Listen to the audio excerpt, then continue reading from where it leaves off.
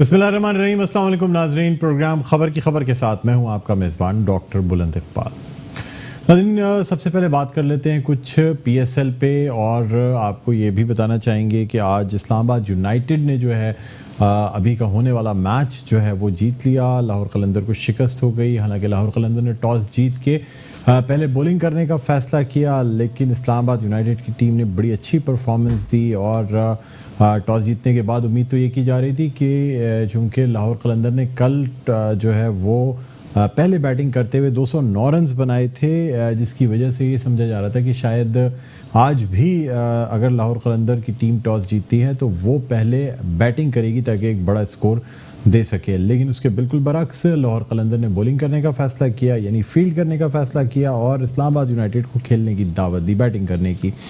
और उसके बाद चूँकि एक बहुत बड़ा टोटल तो आप नहीं कहेंगे, लेकिन ऐसा टोटल ज़रूर था जो फाइटिंग टोटल था। लेकिन लाहौर कलंदर की टीम जो है वो अच्छी परफॉर्मेंस ना दिखा सकी। और अब जो है जाहिर सी बात है 5वां मैच था और अब तक सिर्फ लाहौर कलंदर ने एक मैच ही जीता। इसके अलावा आपको यहाँ ये भी बता दें कि आज वज़ीर-ए-आज़म पाकिस्तान इमरान खान से डैरन सैमी और हाशिम आमला की मुलाकात हुई, जिसमें वज़ीर-ए-आज़म इमरान खान ने तबादला ख्याल करते हुए ये कहा कि पीएसएल के कामयाब इनेकाद पे पाकिस्तान क्रिकेट बोर्ड को मुबारकबाद भी दी गई, और ये कहा कि ये एक बड़ा इवेंट है जो कि कामयाबी के साथ मुनक़्क़िद किया जा रहा है पाकिस्तान में। अच्छी बात यह है नाज़रीन कि पाकिस्तान का इंटरनेशनली भी जिस तरह इंटरनेशनल प्लेयर्स आ रहे हैं, और जिस तरह पहले ये कहा जा रहा था कि शायद पाकिस्तान से इंटरनेशनल क्रिकेट ख़त्म हो गई है, तो वो तमाम बातें अब दम तोड़ चुकी हैं। हम देख रहे हैं कि 40 के करीब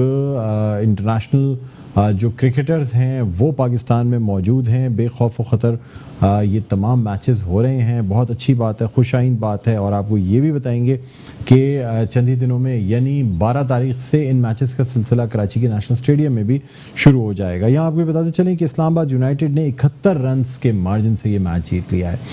लाहौर कलंदर की पूरी टीम 18.5 ओवर्स में 127 रन्स बनाकर आउट हो गई। इस्लामाबाद यूनाइटेड ने पहले बैटिंग करते हुए 198 रन्स पर 3 खिलाड़ी आउट, 3 नुकसान के तहत एक बड़ा टारगेट यानी 199 रन्स का टारगेट दिया था। बहरहाल अब देखना ये भी होगा नाज़रीन कि जो बारिश का सिस्टम पाकिस्तान में दाखिल हो रहा है, जिसकी वजह से यानी उम्मीद ये की जा रही है कि शायद बारिश की उसकी वजह से, यानी इस सिस्टम की वजह से शायद मैचेस जो हैं लाहौर में ना हो पाएँ। तो इसमें पाकिस्तान क्रिकेट बोर्ड की जानिब से ये कहा गया है कि अगर 5 ओवर के मतलब मैच कराने की भी मोहलत मिल गई बारिश से, तो फिर यकीनन ये मैच कराए जाएंगे। यानी अगर तो बारिश ने इतनी मोहलत भी नहीं दी कि 5-5 ओवर्स की 2 इनिंग्स खेली जा सके, तब तो मैच अबैंडन किया जाएगा। और उस ऐसी सूरत में दोनों टीम्स को एक एक पॉइंट मिल जाएगा। लेकिन अगर 5 ओवर्स का मैच भी हो सका तो मैच होगा। तो अब देखना ये होगा कि ये जो बारिश की का जो थ्रेट इस वक्त फेस करना है पीएसएल को, इसको किस तरह फेस किया जाता है, क्योंकि आने वाले मैचेस जो हैं वो पिंडी और यानी रावलपिंडी और लाहौर में ही हैं। तो ये भी देखना होगा। बहरहाल नाज़रीन, अब इसी उम्मीद के साथ कि पीएसएल का ये जो इनेकाद किया जा रहा है ये इसे अच्छी तरीके से कामयाबी के साथ जो है ना इसका अख्ताम भी होगा। नाज़रीन, अब हम कुछ बात करना चाहेंगे कराची के तालीमी इदारों के हवाले से। स्कूल्स को बंद करने का नोटिफिकेशन जारी हुआ। पहले दिन 25 या 20 स्कूल्स, दूसरे दिन 20-25 स्कूल्स, और आज के स्कूल्स जिनकी रजिस्ट्रेशन जो है वो मुअत्तल की गई है, उनकी तादाद तकरीबन 70 हो गई है। और डायरेक्टरेट ऑफ प्राइवेट इंस्टीट्यूशंस ने आज भी मुख्तलिफ स्कूलों का दौरा किया, जिसमें गुलशन हदीद, किमाड़ी, कोरंगी, लांडी, ये तमाम इलाकों के स्कूल्स बंद पाए गए। लेकिन गुलिस्तान जौहर और कुछ इलाकों में ऐसे स्कूल्स थे जो आज भी खिलाफ वर्जी करते हुए खोले गए थे। इसकी वजह एक ये भी है कि महीने का आगाज़ है, फ़ीस ली जाती है स्टूडेंट से, इसलिए। लेकिन बहरहाल जितने स्कूल्स खुले हुए पाए गए उन तमाम स्कूलों की जो रजिस्ट्रेशन है वो मुअत्तल करने की सिफारिश की गई, और डायरेक्टर जनरल प्राइवेट इंस्टीट्यूशंस की जानिब से ये जो स्कूल्स थे इनकी रजिस्ट्रेशन मुअत्तल की गई है। यहाँ नाज़रीन आपको ये भी बताते चलें कि बोर्ड्स और यूनिवर्सिटीज़ जो हैं वो वजारत तालीम के अंडर में नहीं आते। यानी सईद गनी जो कि वज़ीर तालीम हैं सूबे सिंध के, उनकी जो अहकामात थे, जो कि ये अहकामात दरअसल ये फ़ैसले जो हैं ये वज़ीर आला सिंध मुराद अली शाह ने एक टास्क फोर्स का इजलास किया जो कि कोरोना के लिए ख़ास तौर पे बनाई गई थी, और उस टास्क फोर्स के इजलास में ये फैसला किया गया कि तमाम तालीमी इदारे बंद किए जाएंगे। यानी ना सिर्फ स्कूल्स, कॉलेजेस, यूनिवर्सिटीज़ बल्कि कोचिंग सेंटर्स तक बंद कर दिए गए।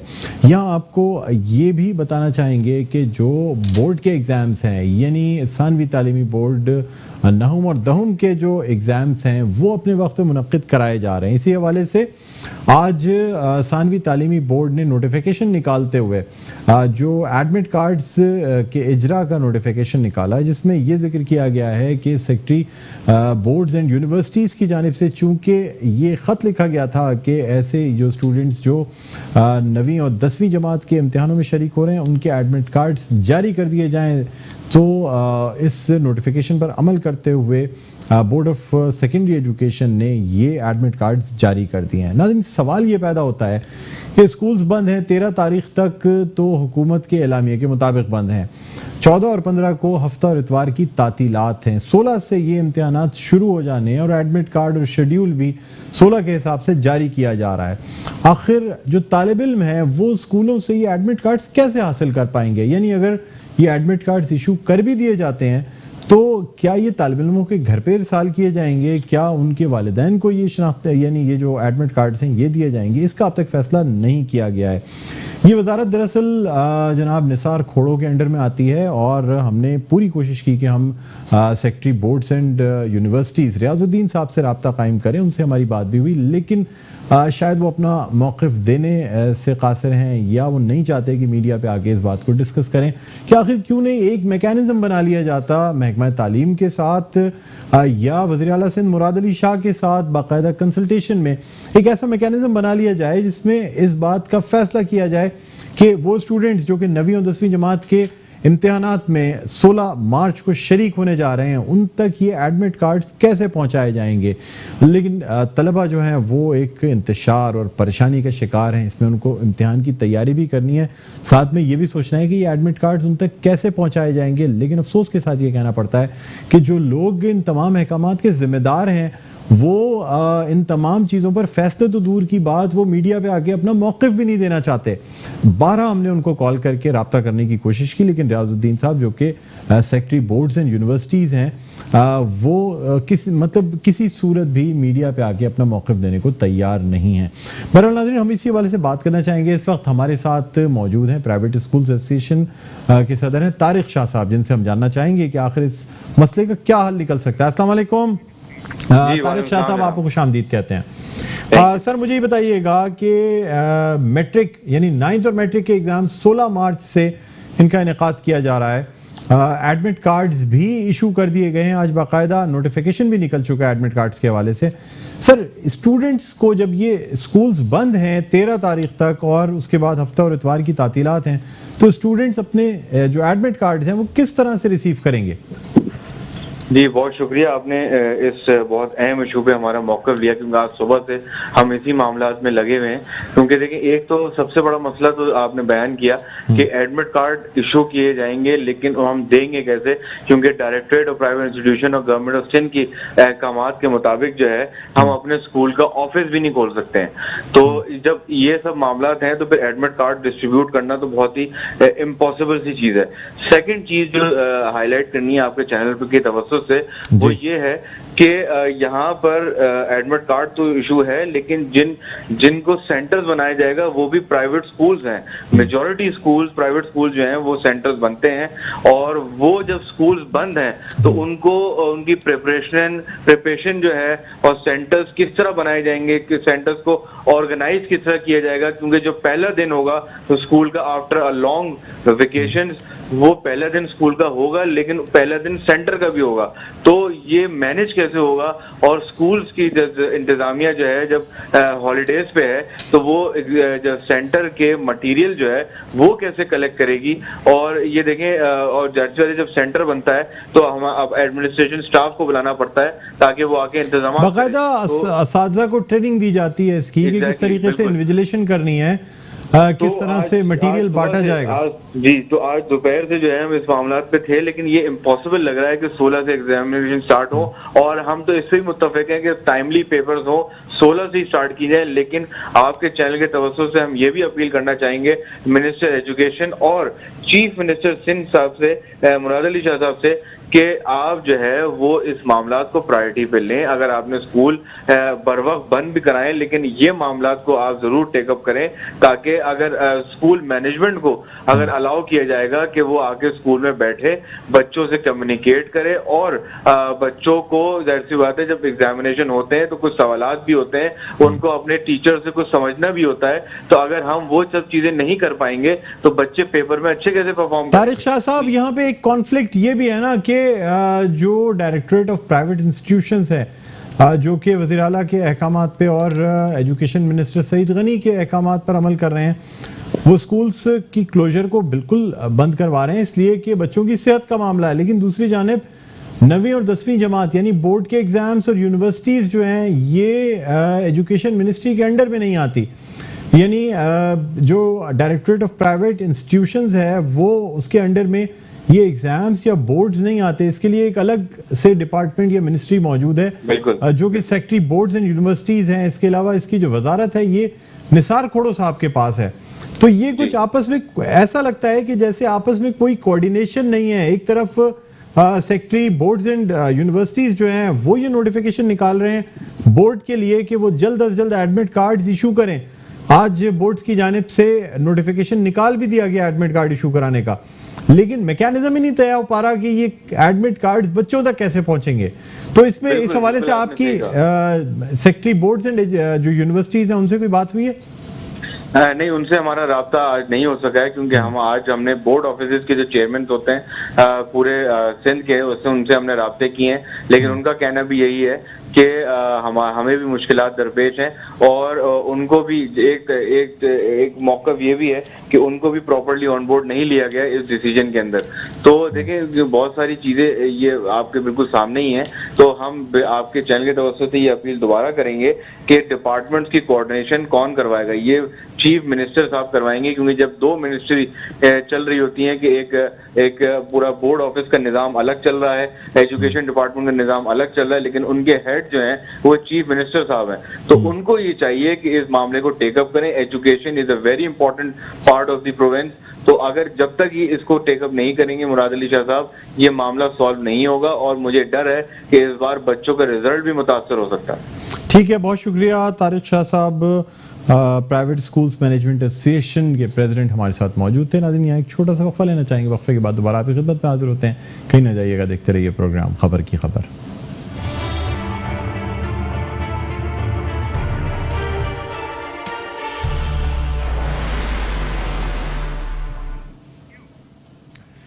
बिस्मिल्लाहिर्रहमानिर्रहीम। जी नाजरीन, एक दफ़ा फिर आपको खुशामदीद कहते हैं, और आपको हम ये बताना चाहेंगे कि कराची की कुछ यूनिवर्सिटीज़ ऐसी हैं जो कि यानी उस नोटिफिकेशन के बाद भी जो कि तमाम यूनिवर्सिटीज़ के क्लोजर के लिए निकाला गया था, अब भी ये यूनिवर्सिटीज़ खुली हुई हैं, जिसमें से एक doctor Ziauddin university Clifton campus है, जहाँ से आमिर शहजाद साहब जो उनके मीडिया के तर्जुमान हैं, उन्होंने एक तरफ तो ये एलामिया जारी किया कि यूनिवर्सिटी में जो तदरीसी अमल है वो मुकम्मल तौर पे मुअत्तल कर दिया गया है, लेकिन दूसरी जानिब सिर्फ फर्स्ट और सेकंड ईयर के स्टूडेंट्स को तो छुट्टी दे दी गई, लेकिन थर्ड, फोर्थ और फाइनल ईयर के स्टूडेंट्स को बुला लिया गया। तदरीसी अमल जारी है इस यूनिवर्सिटी में, doctor Ziauddin university Clifton campus में।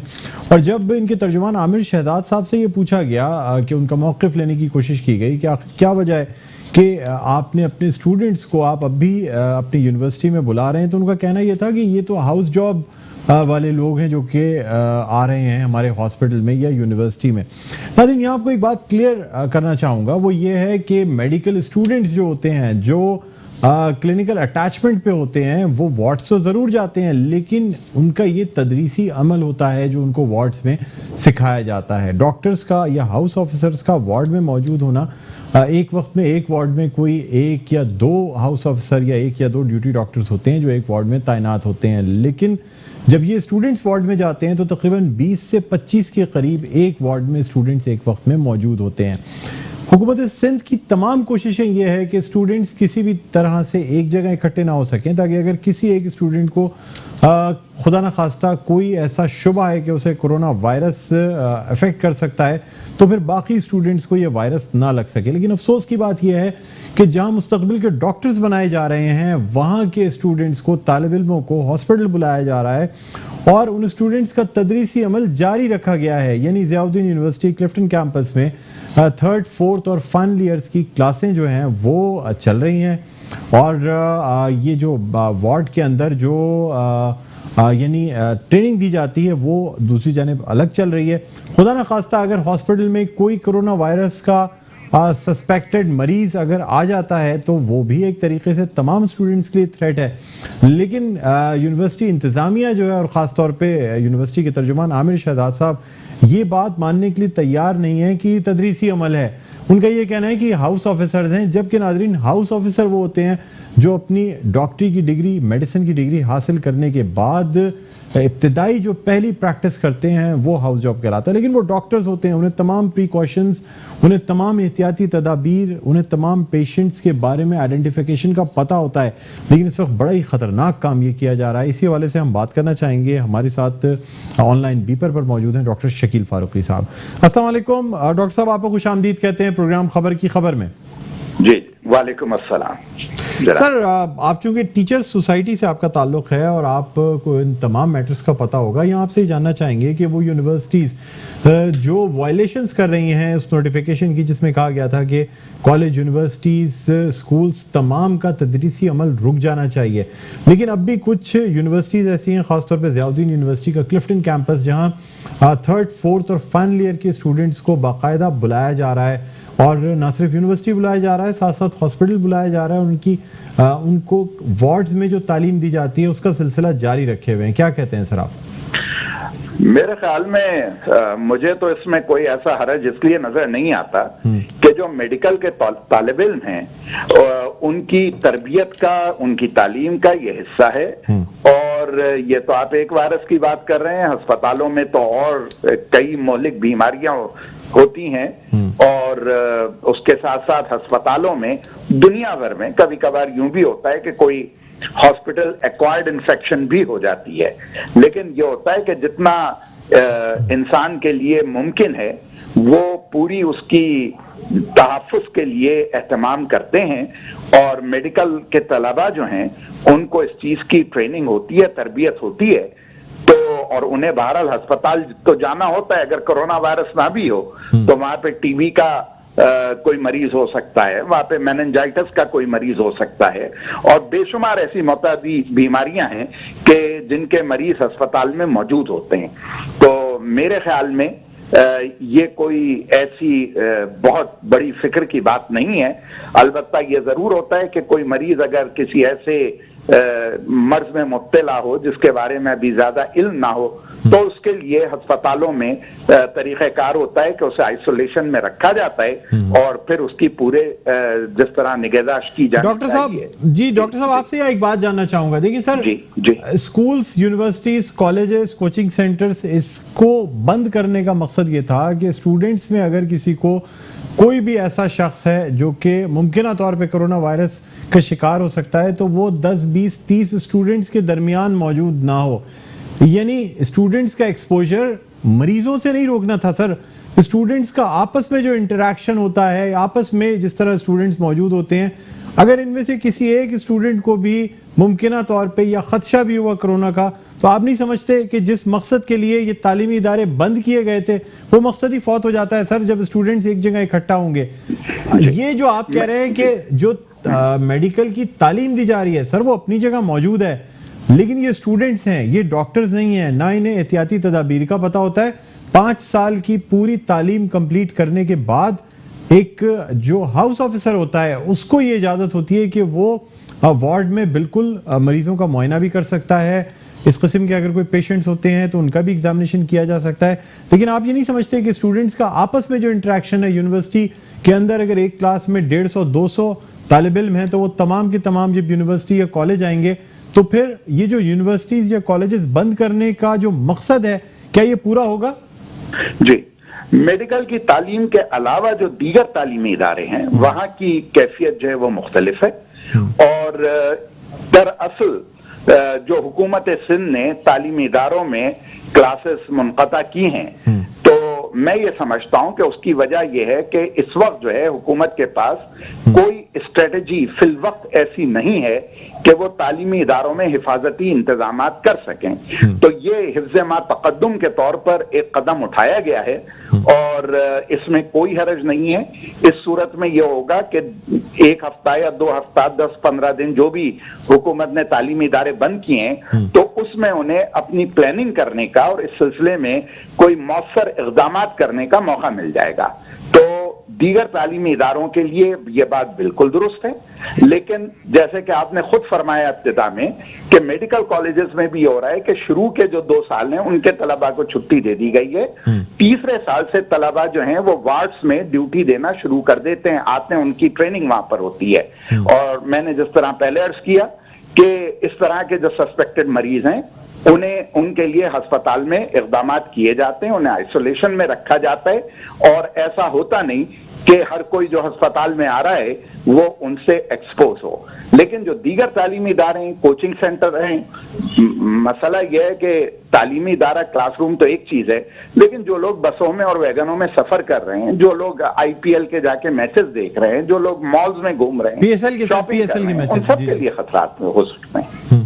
तो सर आप क्या कहते हैं कि ये जो तालीमी इदारों के बंद करने का इक़दाम है जी, क्या इससे स्टूडेंट्स को, तालिब इल्मों को, उनकी सेहत को बेहतर बनाया जा सकता है या उनकी सेहत को जो खदशात लाक हो सकते थे, क्या ये इक़दाम दुरुस्त है या आप इसकी टोटली नफी करते हैं कि नहीं तालीमी इदारे बंद ही नहीं करने चाहिए थे? नहीं, मैं इसकी मुकम्मल नफी हरगिज नहीं करूंगा। हुकूमत के पास अगर कोई मौसर प्लान इस वक्त मौजूद नहीं है तो हुकूमत का यह इक़दाम सही समझा जाना चाहिए कि उन्होंने 10-12 दिन का वक्त ले लिया है ताकि इस 10-12 दिन में वो कोई मौसर इक़दामात करें और उसके बाद तालीमी इदारों में तलबा जो हैं वो मामूल के मुताबिक आने लगें। अब देखना यह है कि इन 12 दिनों का हुकूमत कितना अच्छी तरह से फायदा उठा सकती है, ये वक्त बताएगा। 2-4 दिन के बाद पता चल जाएगा कि हुकूमत सिंध कोई मौसर इक़दामात इस सिलसिले में कर रही है या करने में नाकाम है। ठीक है, बहुत शुक्रिया डॉक्टर शकील फारूकी साहब, आपने हमें ज्वाइन किया। ऑनलाइन बीपर पर आप मौजूद थे और इनका ये कहना था कि जब तक हुकूमत कोई मौसर हिकमत अमली नहीं बना लेती उस वक्त तक इन तालीमी इदारों को बंद करना ही बेहतर होगा। यहाँ नाज़रीन एक छोटा सा वक्फा लेना चाहेंगे, वक्फे के बाद दोबारा आपकी खिदमत में हाजिर होते हैं। कहीं ना जाइएगा, देखते रहिए प्रोग्राम खबर की खबर।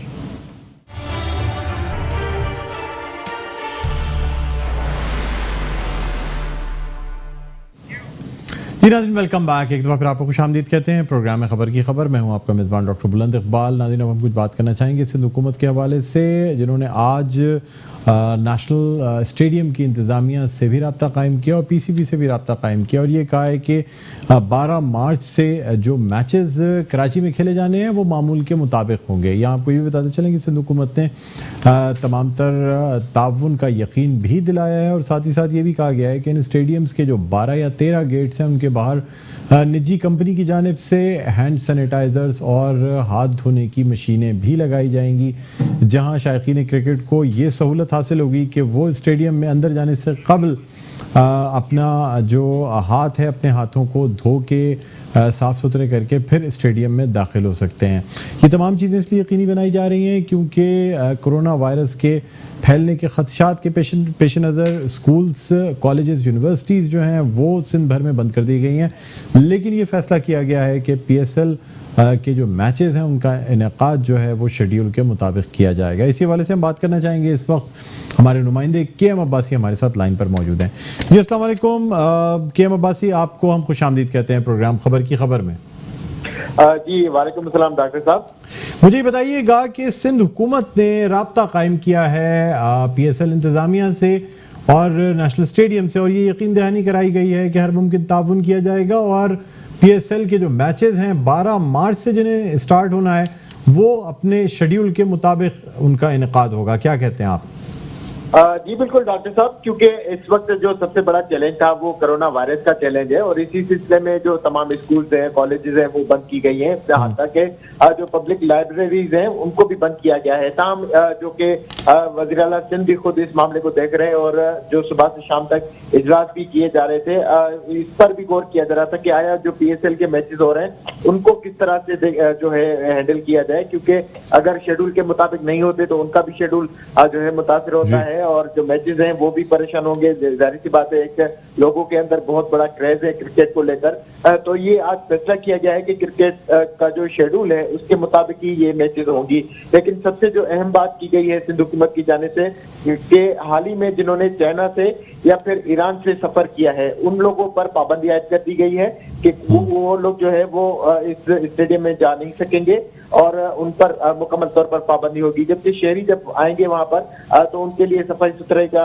जो है इंतजाम किया गया है, हाथ साफ होने चाहिए और जो है मास्क पहनने की भी जो है कहा गया है कि तमाम लोगों को वहां पर मास्क होना लाजमी है, मास्क पहनकर ही शिरकत करें, क्योंकि हजारों की तादाद में वहां पर शायकीन होते हैं और क्रिकेट के जो है लोग देखने के लिए आते हैं दूर से।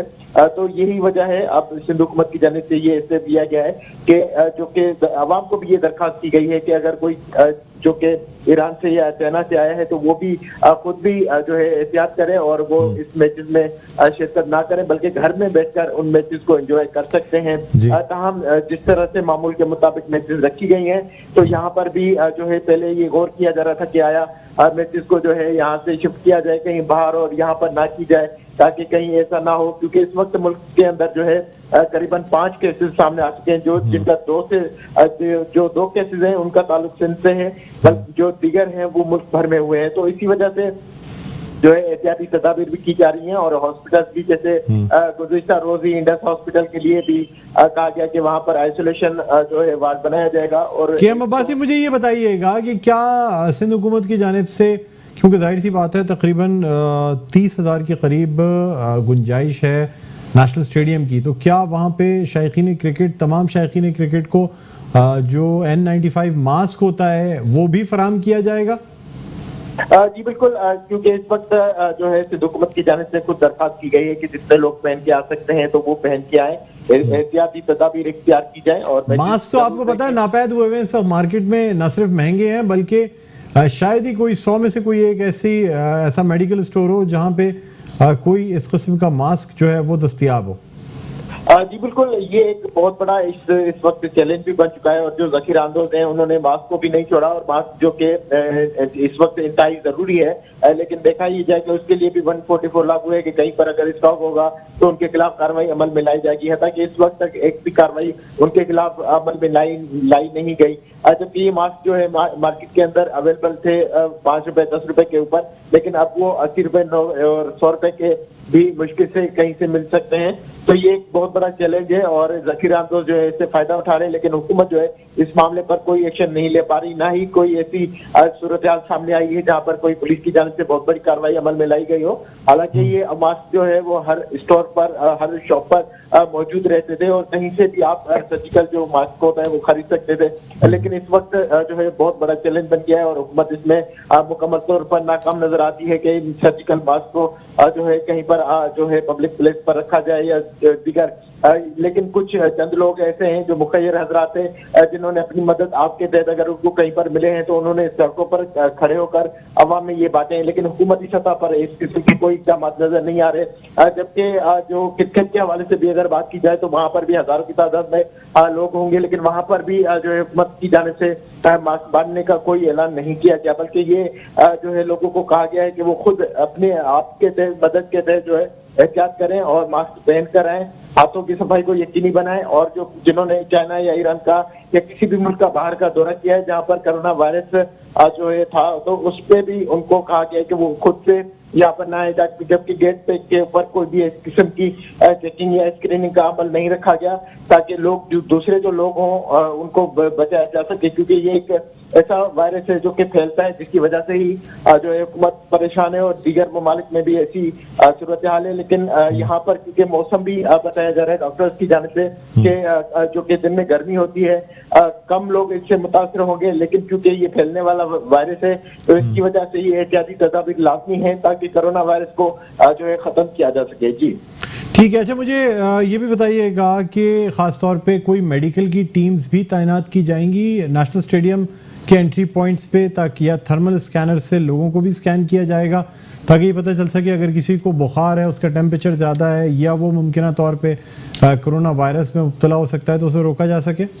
जी डॉक्टर साहब, इस वक्त जो कि फैसला सामने आया है वो यही आया है कि जिन्होंने बाहर सफर किया है वो सिर्फ नहीं आ सकते, लेकिन इस किस्म की कोई बात नहीं बताई गई कि आया मेडिकल की टीमें कोई खुसूसी टीमें बनाई गई हैं जो कि मौजूद रहनी चाहिए, और क्योंकि हजारों की तादाद में लोग भी वहां पर आएंगे। लेकिन सिंध हुकूमत का इस मामले पर कोई मौक़िफ़ सामने नहीं आया। सिंध हुकूमत का ये कहना है कि इस वक्त क्योंकि हजारों की तादाद में है और वहाँ पर वैसे ही जो है लाइनें लगी रहती हैं, तो इतने सारे लोगों को जो है कंट्रोल करना इंतहाई मुश्किल होगा। लेकिन फिर भी एक टीम होनी चाहिए थी वहां पर, अंदर तो होती है जो कि इमरजेंसी टीम कहा जाता है या बाहर की तरफ भी मौजूद रहती है, लेकिन सिस्टम ऐसा नहीं बनाया गया चेकिंग करके लोगों को पहले चेक किया जाए और उसके बाद अंदर छोड़ा जाए, तो इसमें काफी टाइम भी लग सकता है और वक्त भी गेन होगा और मैचेस जो है अपने टाइम पर होनी है। सिक्योरिटी के मामला को भी देखना है, तो इस वक्त तक जो है सिंध हुकूमत की जाने से ऐसा कोई ऐलान नहीं किया गया। लेकिन उन्होंने इतना जरूर कहा है कि जिन्होंने भी ईरान या चाइना या किसी भी मुल्क का बाहर का दौरा किया है तो वो लोग खुद से यहाँ पर शिरकत ना करें, और अगर किसी की जो है निशानदेही होती है जिसने जो है बाहर मुल्क का दौरा किया है ईरान या चाइना का, तो उसके खिलाफ कार्रवाई भी होगी और जो है पुलिस वहां पर जो मौजूद होगी वो उनको अंदर जाने से रोकेगी। ताहम ये जो कि दी गई है हुकूमत सिंध की जानिब से जो इतला दी गई है, तो इस पर अमल दरामद कराने के लिए पुलिस को भी कहा गया है और दीगर इदारों को भी, ताकि वो इस पर अमल दरामद करा सकें। ठीक है, बहुत शुक्रिया कि अब्बासी हमारे नुमाइंदे हमारे साथ ऑनलाइन बीपर पर मौजूद थे। यानी नाज़रीन, ऐसे लोग जो कि जिन्होंने चाइना का, ईरान का या किसी भी ऐसे मुल्क का दौरा किया जहाँ कोरोना वायरस के मरीज मौजूद हैं, तो उनसे ये कहा गया कि वो घर पर बैठ के मैच देखें, स्टेडियम आने की ज़रूरत नहीं है। लेकिन कोई ऐसी सूरत नहीं है कि उनको आइडेंटिफाई किया जा सके, या तो ये कि स्टेडियम की टिकट्स के साथ पासपोर्ट की शर्त रखी जाए जिसमें ये देखा जाए कि ऐसे लोगों ने कहीं उनके पास इन ममालिक के वीज़े तो मौजूद नहीं है या एंट्री एग्ज़िट तो मौजूद नहीं है कि वो इन ममालिक गए हैं। लेकिन बहरहाल इस पे लोगों पे ट्रस्ट करके ये उनसे कहा गया है कि वो स्टेडियम का रुख ना करें, और स्टेडियम के तमाम 13 के 13 गेट्स पे हाथ धोने की मशीनें जो हैं वो निजी कंपनी की जानिब से नस्ब की जाएंगी। प्रोग्राम का वक्त अख्ताम पर पहुँचता है। नाज़रीन, मुझे बुलंद इकबाल को इजाज़त दीजिए। अपना बहुत ख्याल रखिएगा। अल्लाह हाफ़िज़।